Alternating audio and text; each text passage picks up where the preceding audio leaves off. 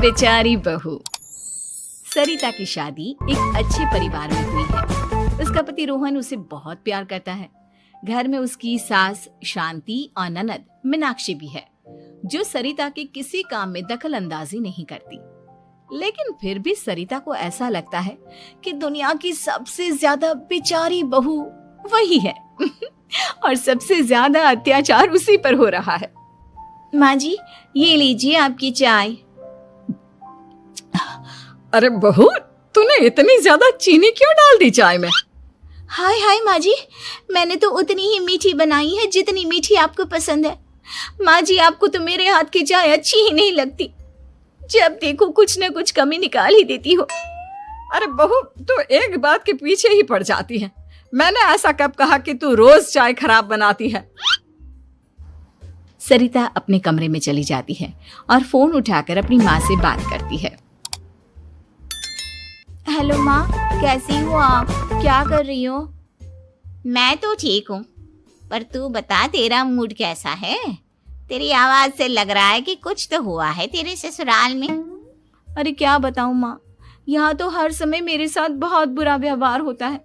मैंने अपनी सास के लिए इतनी अच्छी चाय बनाई, लेकिन मेरी सास चाय पीते ही मुझे 4 बातें सुना दी। बेटी, तू इतनी छोटी छोटी बातों पर ध्यान ही क्यों देती हो? तुम्हारी सास ने कुछ बोल भी दिया तो क्या हो गया? वो बड़ी है ना तुझसे। माँ ने इतना समझाया, लेकिन इस बात का सरिता पर कोई असर नहीं हुआ। अपनी बेचारी बहू की छवि वो बदलना ही नहीं चाहती। अगली सुबह सब नाश्ते की टेबल पर बैठकर नाश्ता कर रहे थे, तभी सरिता ने अपने पति से कहा, सुनिए जी, मुझे ना आज बाजार से कुछ सामान लेकर आना है। आज आप ऑफिस से आने के बाद मुझे लेकर चलना ना। भाभी, मुझे भी कुछ किताबें खरीदनी है। आप दोनों जा ही रहे हो तो मेरी किताबें भी ले आना। लो, अभी तो बात ही की है बाजार जाने की, तो एक फरमाइश आ गई। माँ जी, आप भी बता दो कुछ, और हाँ, मोहल्ले वालों से भी बोल दो अगर वो कुछ मंगवाना चाहते हो तो। बेचारी मीनाक्षी अपना सा मुंह लेकर रह गई। ये सब देखकर रोहन से चुप नहीं रह गया और वो गुस्से में बोला, सरिता, क्या हो गया है तुम्हें? मीनाक्षी ने तो सिर्फ किताबों के लिए बोला है। तुम्हें मीनाक्षी से इस तरह से बात नहीं करनी चाहिए। माफी मांगो उससे अभी। क्या? मैं माफी मांगू? दिन भर आपके घर के काम करूं मैं, आपकी और आपके घर वालों की बातें सुनूं मैं, और अब माफी भी मैं मांगू? ऐसा कभी नहीं हो सकता। ये बोलकर सरिता वहां से चली जाती है। एक दिन उनकी पड़ोसन घर आती है। अरे सरिता, क्या कर रही है? और क्या करूंगी भाभी जी, बस घर का काम ही कर रही हूँ। आप बताओ कैसे आना हुआ? अरे मैं तो तुम्हारा हालचाल पूछने आई थी, लेकिन तुम तो बिजी लग रही हो। कोई बात नहीं, मैं बाद में आ जाऊंगी। और क्या करूँ भाभी जी, जब से शादी होकर आई हूँ ना, बस काम ही कर रही हूँ। और इस घर में ना कोई मेरी कदर नहीं करता। पति है जो बस घर से ऑफिस, ऑफिस से घर। ननद को तो कॉलेज से फुर्सत नहीं। बची सास तो उनका सारा समय मेरी गलतियां निकालने में लग जाता है। अरे ये क्या कह रही हो सरिता?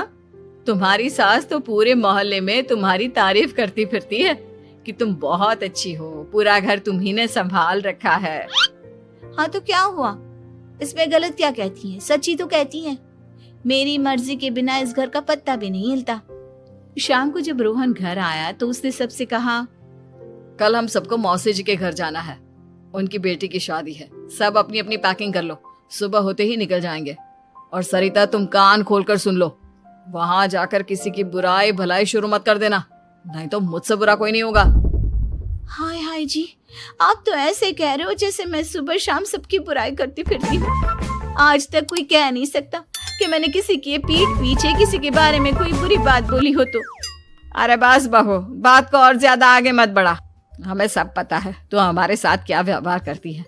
ये बात घर तक रखना, शादी में किसी को कुछ मत बोलना, नहीं तो सब कहेंगे कि शांति की बहू कितना बोलती है। हाँ हाँ, सब कुछ तो मैं ही बोलती हूँ ना।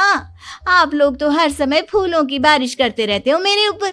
सारी गलती मेरी है जो मैं इस घर में आई। सबका कितना ध्यान रखती हूँ, लेकिन फिर भी मेरी तो आप लोगों की नजर में कोई कदर ही नहीं है। अगली सुबह सब लोग मौसी जी के घर पर चले जाते हैं। वहां पर शादी का माहौल होता है, सब जगह चहल पहल होती है, बहुत सारे मेहमान आए हैं। सरिता को वहां बहुत अच्छा लग रहा है। वो अपने मन में सोचती है, यहाँ कितना अच्छा लग रहा है, कितनी रौनक है। मैं यहाँ किसी से ज्यादा बात नहीं करूंगी। अगर मेरे मुंह से कुछ ऐसा वैसा निकल गया तो रोहन जी तो मुझसे गुस्सा हो जाएंगी। सरिता ये सब सोच ही रही थी कि वहां रोहन की कजिन साक्षी आ गई और सरिता से बोली, आप सरिता भाभी हो ना? जितना आपके बारे में सुना था आप तो उससे भी ज्यादा सुंदर हो। हाँ वो तो है, मेरी सुंदरता की तारीफ सब करते हैं। मेरे मायके में तो सब यही बोलते हैं कि रोहन जी की किस्मत बहुत अच्छी है जिन्हें मैं मिली। लेकिन आप कौन है? मैंने आपको पहचाना नहीं। मैं रोहन भैया की कजिन हूँ। आपकी शादी पर नहीं आ पाई थी ना, इसलिए आप मुझसे मिली नहीं कभी। शांति मौसी और मीनाक्षी आपकी बहुत तारीफ करते हैं। क्या कहा तुमने? मेरी तारीफ? कभी नहीं। मेरे ससुराल वाले कभी मेरी तारीफ कर ही नहीं सकते। मैं इतनी अच्छी हूँ, मेहनती हूँ, लेकिन उन्हें तो मेरी कदर ही नहीं। सारा दिन घर का काम करती हूँ, फिर भी मेरी सास ना मुझे सुनाती रहती है और पति भी मेरी सास की साइड लेते हैं। ना कभी बाहर ले जाते हैं, ना कहीं घुमाने। अगर घुमाने के लिए कभी बोल भी देना तो उनकी बहन बीच में आ जाती है। मैं कैसे रह रही हूँ उस घर में, ये मैं ही जानती हूँ। सरिता की ये बातें सुनकर साक्षी को बड़ी हैरानी हुई। अब वो हर किसी के सामने अपनी बढ़ाई और ससुराल वालों की बुराई करने लगी। रोहन और शांति को सरिता पर बहुत गुस्सा आया, लेकिन वो चुप रहे। अगले दिन जब वो अपने घर पर आए, सरिता, तुमने क्यों सबके सामने मेरी इज्जत का तमाशा बनाया? तुमसे बोला था ना कि चुप रहना। अजी ऐसा भी क्या कह दिया मैंने जो इतना भड़क रहे हो? तुम जहाँ जाती हो अपना रोना शुरू कर देती हो, कभी किसी दूसरे की बात ही नहीं सुनती, बस अपनी कहती रहती हो। तुमने सबके सामने हमारा तमाशा बनाकर रख दिया है। हे भगवान, मुझे अपने पास बुला ले।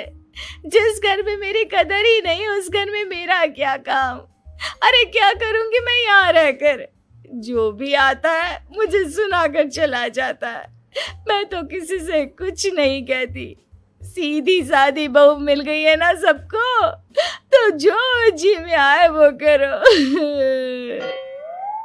सरिता ने अपने आगे किसी को कुछ बोलने ही नहीं दिया और उस दिन भी उसने सबके सामने खुद को बेचारी बना ही दिया। अगले दिन मीनाक्षी कॉलेज के लिए लेट हो रही थी, इसलिए वो हर काम जल्दी जल्दी कर रही थी। अपना नाश्ता लेने किचन में गई और पतीले में रखे गरम दूध को गिलास में डालने लगी। दूध का पतीला उसके हाथ से छूट गया और गरम गरम दूध उसके हाथ पर गिर गया। ओए माँ, हाय मेरा हाथ, माँ मेरा हाथ जल गया। मीनाक्षी की आवाज सुनकर सरिता दौड़ती हुई आई। ये क्या किया तुमने? तुम्हें नाश्ता चाहिए था तो मुझसे बोल देती, मैं क्या मना करती थी? अब पता नहीं कितने दिन की मुसीबत पाल ली तुमने। सरिता मीनाक्षी को उसके कमरे में ले गई और उसका बहुत ख्याल रखा। उसका इस तरह से ख्याल रखना शांति और रोहन को थोड़ा अजीब लगा। माँ, सरिता के दिमाग का भी कुछ पता नहीं। कल शादी में सबको इतना कुछ बोल कर आई है हमारे बारे में, और अब मीनाक्षी की कितनी अच्छी देखभाल कर रही है। ये ऐसा क्यों करती है? बेटा, तेरी बीवी की ना आदत हो गई है सबके सामने खुद को बेचारी दिखाने की, और आदत इतनी जल्दी नहीं बदलती। जब ये बोलना शुरू करती है तो रुकने का नाम ही नहीं लेती, इसलिए इसे पता ही नहीं चलता कि ये किसके सामने क्या बोली जा रही है। लेकिन दिल की बहुत अच्छी है। हमें भी अपना दिल बड़ा करके ये जैसी है इसे स्वीकार करना चाहिए।